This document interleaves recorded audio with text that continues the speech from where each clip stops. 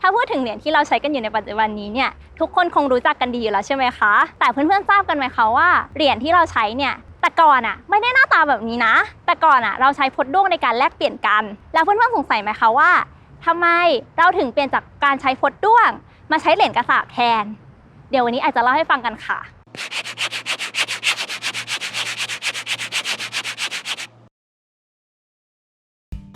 เรื่องราวของเหรียญกระสาบไทยเริ่มต้นขึ้นในสมัยรัชกาลที่ 4ซึ่งในยุคนั้นถือว่าการค้าขายระหว่างไทยกับต่างชาติเฟื่องฟูเป็นอย่างมากในสมัยนั้นไทยเรายังใช้พดด้วงเป็นเงินตราแลกเปลี่ยนอยู่เลยทำให้พดด้วงที่เรามีอยู่เกิดไม่เพียงพอเพราะพดด้วงเป็นเงินที่ทำขึ้นด้วยมือจึงได้มีการเปลี่ยนแปลงจากพดด้วงที่ทำขึ้นด้วยมือมาเป็นเหรียญกระสาบที่ทำด้วยเครื่องจักรแทน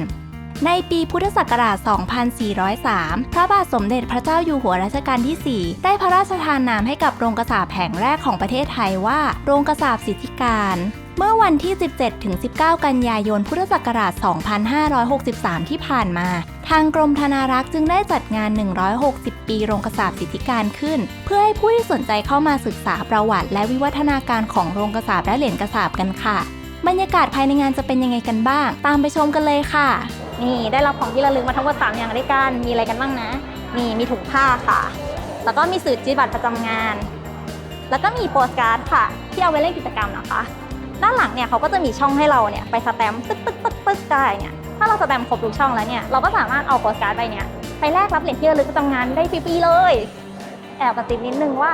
เหรียญเนี่ยไม่มีจำหน่ายข้างนอกนะคะต้องงานนี้เท่านั้นค่ะเดี๋ยวตามไอเข้าไปชมด้านในเลยค่ะว่ามีอะไรกันบ้าง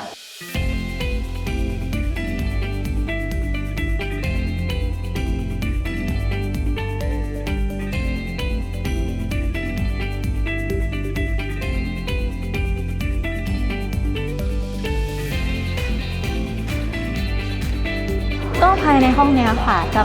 จัดแสดงวิวัฒนาการเหรียญนะคะตั้งแต่สมัยยุคอดีตจนถึงปัจจุบันเลยรวมถึงโรงกระสาบด้วยค่ะ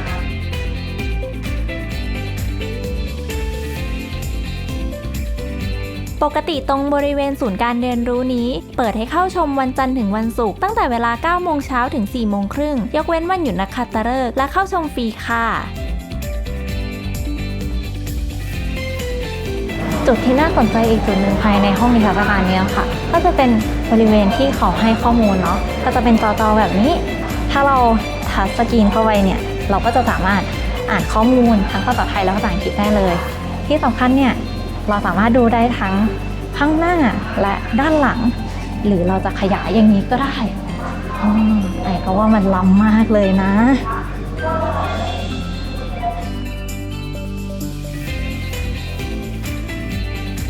ส่วนถัดมาจะมีการแสดงเหรียญกระสาบหมุนเวียนแบบต่างๆในสมัยรัชกาลที่ 9 จนถึงปัจจุบัน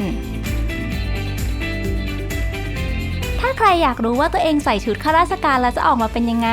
ตรงนี้เขาก็มีให้ลองกันด้วยนะคะ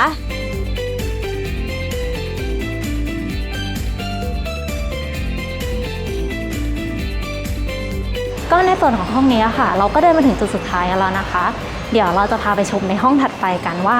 มีอะไรน่าสนใจบ้างซึ่งปกติเนี่ยเขาจะไม่ได้เปิดให้เราค่ะเข้าไปชมแต่ว่าเดี๋ยววันนี้เราจะพาเข้าไปดูกันส่วนถัดมาเป็นลายการผลิตเหรียญกระสาบหมุนเวียนซึ่งไม่ได้เปิดให้เข้าชมกันง่ายๆนะคะและบริเวณใกล้ๆกันนี้ก็มีการจัดแสดงส่วนประกอบต่างๆของเครื่องราชอิสริยาภรณ์อีกด้วยเห็นชิ้นเล็กๆแค่นี้รายละเอียดเยอะมากๆเหมือนกันเลยนะคะ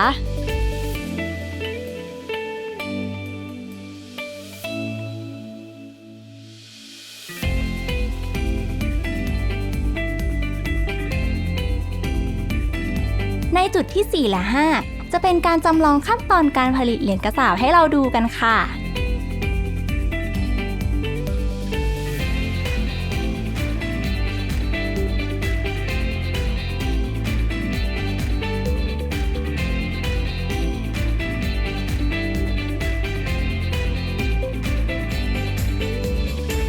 และส่วนสุดท้ายนี้เป็นการสาธิตขั้นตอนการผลิตชิ้นส่วนของเครื่องราชอิสริยาภรณ์ซึ่งไม่ได้หาชมกันง่ายๆนะคะ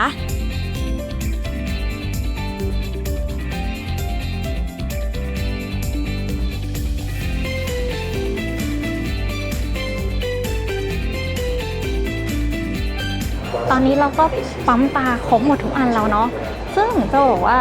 ในแต่ละช่องที่เขาปั๊มให้เราอะจะหมายถึงโรงกระต่ายตั้งแต่โรงแรก2 3 4 5จนถึงช่องสุดท้ายเนี่ยจะเป็นคุณลุงมัสคอตค่ะประจำงานนี้เนาะแต่ช่องสุดท้ายเนี่ยเราก็เอาไปประทับตาเพื่อรับเหรียญกัน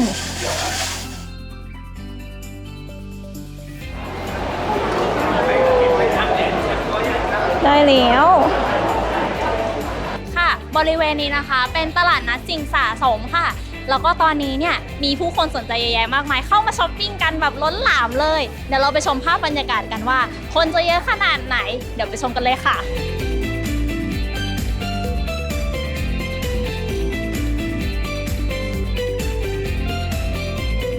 เดี๋ยวให้ผอ.เล่าให้ฟังดีกว่าว่างาน3 วันเนี่ยเป็นยังไงบ้างค่ะในวาระใหญ่ครบ160 ปีเราก็คิดว่าเราควรจะจัดงานประวัติโรงกษาปณ์เป็นมายังไงมีวาระถึง160 ปีส่วนหนึ่งก็คืออยากเชิญชวนนักสะสมหรือคนที่รักเกี่ยวกับเหรียญต่างๆมารวมตัวกันส่วนด้านในเนี่ยจะมีเวทีเสวนามากมายรวมถึงสิ่งสะสมที่หายากด้วยค่ะห้องนี้นี่แบบมีของเด็ดมากเลยนะคะภายในห้องนี้มีสมาคมและชมรมสิ่งสะสมต่างๆได้นำของที่หายากมาจัดแสดงให้เราได้ดูกันนะคะต้องบอกเลยว่าแต่ละชิ้นเนี่ยมีเรื่องราวที่น่าสนใจมากๆเลยค่ะ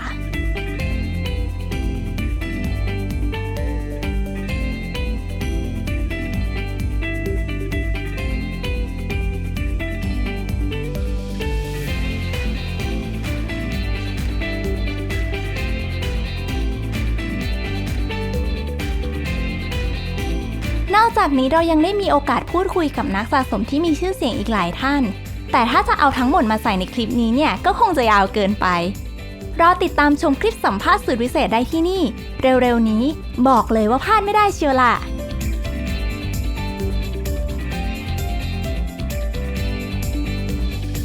เป็นยังไงกันบ้างคะเพื่อนๆภายในงานมีสิ่งที่น่าสนใจเยอะแยะมากมายเลยใช่ไหมคะถ้าเพื่อนๆชอบคลิปนี้ฝากกดไลค์กดแชร์เป็นกำลังใจให้พวกเราด้วยนะคะและถ้าไม่อยากพลาดเนื้อหาดีๆเกี่ยวกับสิ่งสะสมฝากกด Subscribe และกดกระดิ่งเพื่อติดตามพวกเราด้วยนะคะวันนี้ไอต้องขอตัวไปก่อนขอบคุณและสวัสดีค่ะบ๊ายบาย